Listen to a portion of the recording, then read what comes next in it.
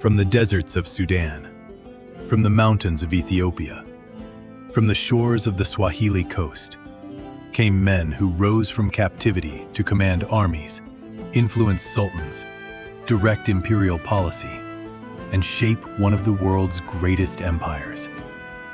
This is the forgotten story of East Africans in the Ottoman Empire.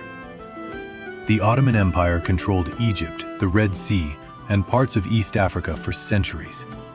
Through war, diplomacy, and trade, countless East Africans entered the empire, some as sailors and soldiers, others as elite palace officials, and a few as rulers who stood toe-to-toe with European powers. Our journey begins in Sudan. A young boy is captured in war and taken across the desert.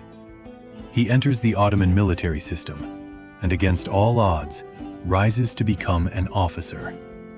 His name is Osman Aga of Temeshvar, the only African in Ottoman history to leave behind a full autobiography.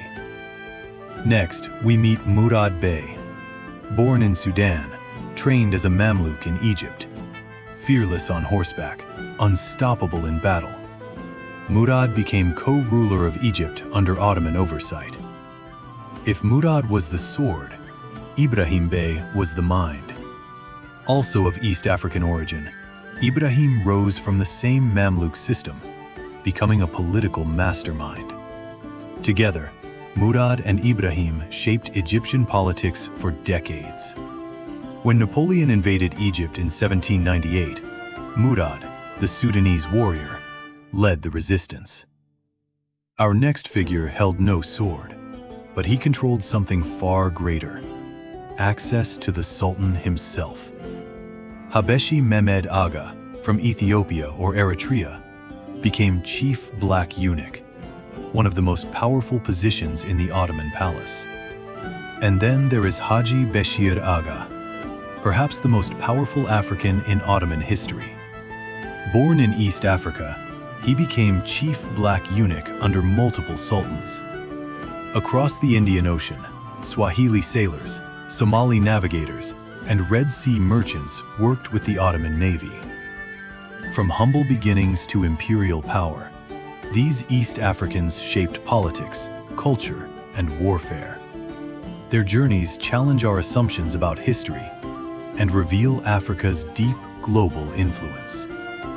Their knowledge of monsoon winds made Ottoman expansion in the Red Sea possible.